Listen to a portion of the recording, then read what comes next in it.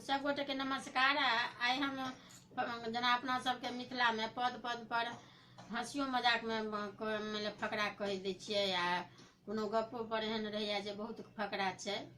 तो सबसे पहले फकरा जना की छै, जना भोज कर रहल छी, आब केओ खाइ छथिन, मान लिअ आ ओ नहीं लेता आब किछो, हम अहाँ बलजोरी हुनका पता पर दऽ दै छियनि, तऽ तकर कहावत छै जे अनकर चाउर दालि अनकर घी हमरा परसै में लागैया की। तऽ ई अपना सबके कहल जाइ छै। तऽ वएह खेलौ नहीं, ओ फेका गेल, तऽ ताहि दुआरे ई फकरा बनल अछि, अनकर चाउर दालि अनकर घी हमरा परसै में लागैया की। अपना सबके इहो फकरा एगो कहल जाइ छै, जेनाकि अपने सब जी जान लगा कऽ भोज भात करै छी या किनको ब्राह्मण में नोत दै छियनि, हुनका आवेश से खुअबै छियनि, आ काल्हि भऽ कऽ केओ हुनका पूछै छनि जे की केना ओतऽ रहल, तऽ कहथिन जे नहीं कोनो एहन खास नहीं छलैया, ठीके रहलै, भरि पेट खेबो नहीं केलहुँ।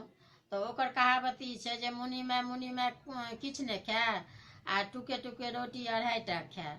तऽ ई फकरा अपना सबके से एहि पद पर कहल जाइ छै जे वएह जेना कहलहुँ, मुनि माय किछु नहीं खाए, टुके टुके रोटी 2.5टा खाए।